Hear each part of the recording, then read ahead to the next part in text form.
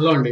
ఈ ఎన్నికల్లో ఎవరైతే అహంకారపూరితంగా వ్యవహరించారో, ఎవరైతే అహంభావం ప్రదర్శించారో, వాళ్ళందరికీ భగవంతుడు వాళ్ళ స్థాయి ఏంటి అనేది చూయించాడు అని అనిపిస్తుందండి. ఈ కోవలోకి కేశినేని నాని ఒకడు వస్తాడు. ఈ కేశినేని నాని ఈ రోజు సడన్ గా ఒక ప్రకటన విడుదల చేసి, రాజకీయ జీవితానికి స్వస్తి పలికి, శేష జీవితాన్ని ప్రశాంతంగా గడపాలనుకున్నట్టుగా ప్రకటన చేయడం జరిగిందండి. అయితే ఈ కేశినేని నాని యొక్క రాజకీయ జీవితం అర్ధాంతరంగా ఈ రోజుతో ముగియడానికి కారణం మరెవరో కాదండి, ఆయన ఉన్నటువంటి అహంకారం, అహంభావం, ఆయనకు ఉన్నటువంటి ఇగో, ఇవన్నీ కలిసి బిరుస్తనం, ఇవన్నీ కలిసే ఈ రోజు ఆయనకి ఈ స్థితికి వచ్చింది, రావడానికి కారణం అని మాత్రం మనం చెప్పుకోవాలి. జనరల్ గా పెద్దవాళ్ళు చెప్తారు కదా, చెరపకురా చెడిదవు అంటే ఎవరినో చెరుపుదాం అనుకుంటే మనమే చెడిపోతాం. అదేవిధంగా ఎదుటివాడికి గోతులు తీయకు, ఎందుకంటే నీ ఆలోచనలన్నీ నువ్వు తీసిన గొయ్యి చుట్టూనే ఉంటాయి, అందుకంటే బయటికి రాలేదు నువ్వు, కాబట్టి ఆ గోతిలో నువ్వే పడతావు అనేటువంటి ఈ సామెతలు ఏవైతే ఉన్నాయో ఇవన్నీ ఈ రోజు కేశినేని నానికి వర్తిస్తాయి అని మనం చెప్పుకోవచ్చు.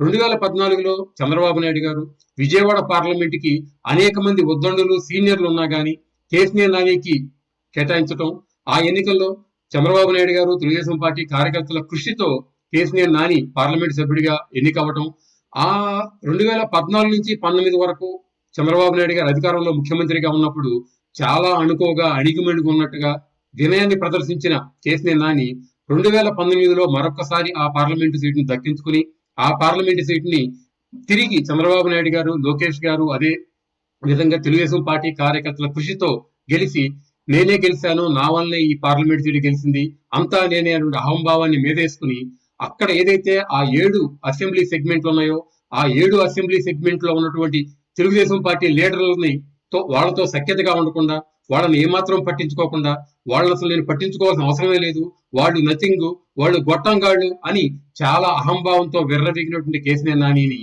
లోకేష్ గారు ఇది గమనించి, కేశినేని నాని గనక పార్లమెంటు సభ్యుడైతే ఆ పార్లమెంట్ లో ఉన్నటువంటి అసెంబ్లీ స్థానాలన్నిటికీ ప్రాబ్లం అవుతుంది అని చెప్పి ఆయన్ని పక్కన పెట్టి కేశినేని చిన్ని ఎవరైతే ఆ పార్లమెంట్ సెగ్మెంట్ లో ఉన్నటువంటి అసెంబ్లీ అభ్యర్థులతో సఖ్యతగా అన్యోన్యంగా కలిసిమెలిసి ఉంటున్నారో, వాళ్ళతో కలిసి రాజకీయాన్ని ముందుకు తీసుకువెళ్తున్నారో అతనికి ఇస్తే కనుక పార్లమెంట్ ఎంతో బాగుంటుందనే ఉద్దేశంతో కేశినేని నాని గారిని పక్కన పెడతాం. ఇది గిట్టనటువంటి నాని గారు వైఎస్ఆర్ కాంగ్రెస్ పార్టీకి వెళ్ళడం ఇవన్నీ మనకు తెలిసిందే. అయితే ఎవరైనా కానీ పార్టీలు మారడం సహజం, వాళ్ళకి సిద్ధాంతాలు నచ్చకపోయినా, వాళ్ళకి ఆ నాయకులు నచ్చకపోయినా కానీ పార్టీలు మారడంలో పెద్ద సమస్యలు ఏమి లేవు, పెద్ద విషయం ఏం కాదు. కానీ పార్టీ మారిన తర్వాత కొన్ని మినిమం విలువలు అనేవి ప్రదర్శించడం మంచిది. ఎందుకనో కానీ కృష్ణా జిల్లాలో చాలా మంది కమ్మ సామాజిక వర్గానికి చెందిన నాయకుల్లో ఈ విలువలు ఎందుకనో నశించినవి. మరి ఆ నాయకుల్లో ఈ విలువలు ఉండవా, లేదు ఒకవేళ వాళ్ళు ఏ పార్టీలో ఉంటున్నారో ఆ పార్టీ అధినాయకుల యొక్క మనసిరిగి ఆ విధంగా వాళ్ళు మారిపోతారో తెలియదు. కానీ ఎవరైతే వైఎస్ఆర్ కాంగ్రెస్ పార్టీలోకి వెళ్ళారో, కొడాలి నాని నుంచి వల్లభనేని వంశీ, కేశినేని నాని, ఇలా అందరూ చాలా విపరీతమైనటువంటి పోకడలతో, బండబూతులతో, పచ్చిగా సభ్య సమాజం సిగ్గుపడే విధంగా వీళ్ళు మాటలు ఉంటాయి అనేది మనం గుర్తుపెట్టుకోవాలి. మరి ఇంత విర్రవీగినటువంటి కేశినేని నాని ఈ రోజు పరిస్థితి ఏంటి? ఎంపీ సీటు పోయింది, అర్ధాంతరంగా ఈ రోజు రాజకీయాలకే స్వస్తి పలకాల్సిన అవసరం వచ్చింది. అయితే ఇక్కడ ఒక్క విషయం గుర్తుపెట్టుకోవాల్సింది అంటే మనం గుర్తు చేసుకోవాల్సింది, ఈ సంవత్సరం ఫిబ్రవరిలో తన ఎన్నికల క్యాంపెయిన్ లో మాట్లాడుతూ కేశినేని నాని చేసిన వ్యాఖ్యలు మాత్రం ఇక్కడ మనం గుర్తుపెట్టుకుంటే కర్మ రిటర్న్స్ అని అంటారు కదా, అంటే మనం చేసిన కర్మ మనకి తిరిగి వర్తిస్తుంది అనేది ఒకసారి చూద్దామండి ఏం మాట్లాడారు ఆయన. చంద్రబాబు నాయుడు టికెట్లు అమ్ముకుని ఆ డబ్బులు పోగు చేసుకుని తట్టాపట్టా చదువుకుని ఆయన సొంత రాష్ట్రం తెలంగాణ వెళ్ళిపోవడం ఖాయం, ఎందుకంటే ఈ 24 లాస్ట్ ఎన్నికలు. సో చంద్రబాబు నాయుడు గారు ఎన్నికల్లో 2024 ఎన్నికల్లో ఎమ్మెల్యే టికెట్లు, ఎంపీ టికెట్లు అమ్మేసుకుని డబ్బులు పోగు చేసుకుంటున్నారు, ఎందుకంటే ఆయనకి తెలుసు గెలవనని. కాబట్టి ఎన్నికలు అయిపోయిన తర్వాత తట్టాబడ్డ సర్దుకుని తన రాష్ట్రమైన తెలంగాణ వెళ్ళిపోతాడు, ఎందుకంటే 24 ఎన్నికలే చివరి ఎన్నికలు అని కేశినేని నాని గారు ఫిబ్రవరి 2024లో మాట్లాడడం జరిగింది. మరి ఇప్పుడు ఇది జూలై, ఇది జూన్ లో ఇంకా జూన్ 16 కూడా రాలేదు, ఇవాళ జూన్ 10వ తారీఖున అర్ధాంతరంగా కేశినేని నాని గారే తన రాజకీయ ప్రస్థానాన్ని ముగించవలసి వచ్చింది. దీన్నే కర్మ రిటర్న్స్ అంటారు.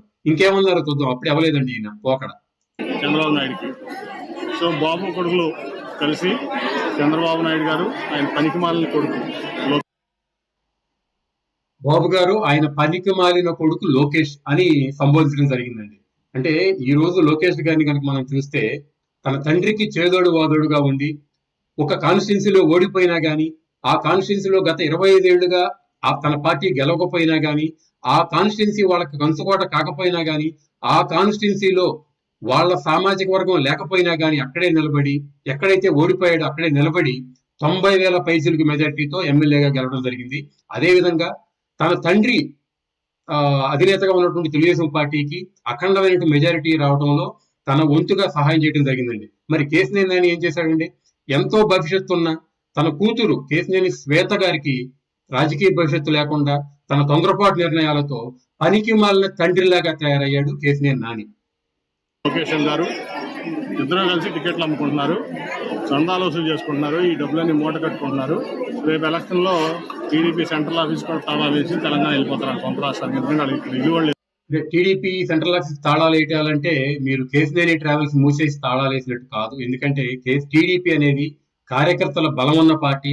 నీలాంటి నాయకులు వస్తారు, పోతారు, 2 రాళ్ళు వేస్తారు, ఆ రాళ్ళని బరాయించి ఆ కార్యకర్తలు టీడీపీని ఎప్పుడు మోస్తారు అనే విషయాన్ని కేశినేని నాని గారు ఈ రోజు గ్రహించి ఉండవచ్చు అని అనుకుంటున్నానండి. లేదు, అమరావతి అంటారు, అమరావతి ప్రాంతంలో వాళ్ళకి ఇల్లు కూడా లేదు.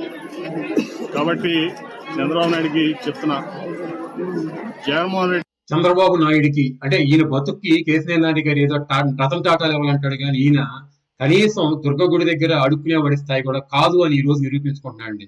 అంటే ఈయన తన బతుక్కి అంటే 10 ఏళ్ల పాటు చంద్రబాబు నాయుడు గారి కాళ్ళ దగ్గర పనిచేసి, చంద్రబాబు నాయుడు గారి దగ్గర వైకాపా కోవర్టుగా పనిచేసి ఈ రోజు చంద్రబాబు నాయుడు అని ఏకవచనంతో పిలుస్తున్నాడు అంటే ఎంత అహంభావి, ఎంత అహంకారం అనేది కేశినేని నానికి మనకు అర్థమవుతుందండి.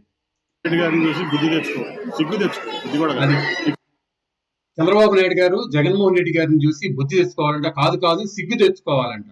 ఒక విధంగా ఈ రోజున కేశినేని నాని గారు రాజకీయాలను గర్మించే ముందు ఇటు తాడేపల్లిలో లోకేష్ గారి ఉన్న ప్లేస్ కి వెళ్ళి, లేదు మంగళగిరి సెంటర్ కి వెళ్ళి లోకేష్ గారిని పిలిచి ఆయన కాళ్ళని కడిగి ఆ నీళ్లు చల్లుకుంటే అప్పుడన్నా నువ్వు పునీతులు అవుతావేమో అనేది ఆలోచించుకుని రాజకీయాలను విరమించి శేష జీవితాన్ని ప్రశాంతంగా గడుపుతావని ఆశిస్తున్నాను. కొడాలి నాని గారు, కేశినేని నాని గారు.